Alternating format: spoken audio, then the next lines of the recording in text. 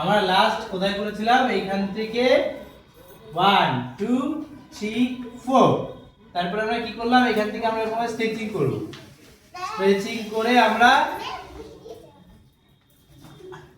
বসবো, বসলাম।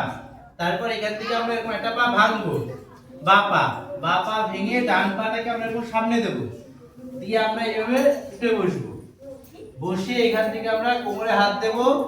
হ্যাঁ, বা হাত সবসময় যেন মাথায়, ডান হাত কোমরে দিয়ে একবার শুধু আমরা 1 করব। কোমর 1 1। হ্যাঁ, এবারটা এখান থেকে আমরা এরকম উঠে ঘুরে যাবো, এই লেফট সাইড থেকে ঘুরে যাবো, লেফট সাইড থেকে ঘুরে সোজা, বুঝলে? এবারটা এখান থেকে আমরা এই বা হাত কোমরে দেবো আর ডান হাত আমাদের এখানটায়। এবারটা এখান থেকে অপোজিট পা আর অপোজিট সাইড, মানে ডান পা আর বা সাইড, আবার বা পা ডান সাইড, আবার বা সাইড ডান পা, and stop. And then next আমাদের এই কোমরে হাতটা থাকবে। এখান থেকে আমরা 1 and 2 হাত নামিয়ে দেবো। এন্ড এখান থেকে 1 2 3 4 1। এন্ড এখান থেকে পা দিয়ে ঘুরে যাও এন্ড দাঁড়িয়ে যাও।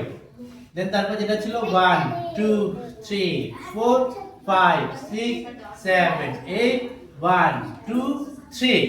এন্ড তারপর আমরা কি শিখলাম? ফার্স্টে আমরা রাইট হ্যান্ড দিয়ে আমরা বা সাইডে যাব, বা সাইডে 1। এন্ড এখান থেকে আমরা ওয়েভ করব 1 2। এবারটা আমরা বা হাত দিয়ে ঠেলা দেব 3, ঠেলা দিলাম। এবারটা আমরা বা দিকে ওয়েভ করব 5 6।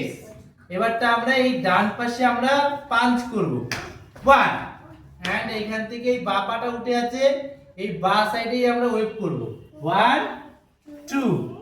আবার আমরা এই বা পাশে আমরা গিয়ে পাঞ্চ করব 3। এন্ড তারপর এই যে ডান পা উঠে আছে, এই ডান পার দিকে ওয়েভ করব 1 and 2। বুঝলেন?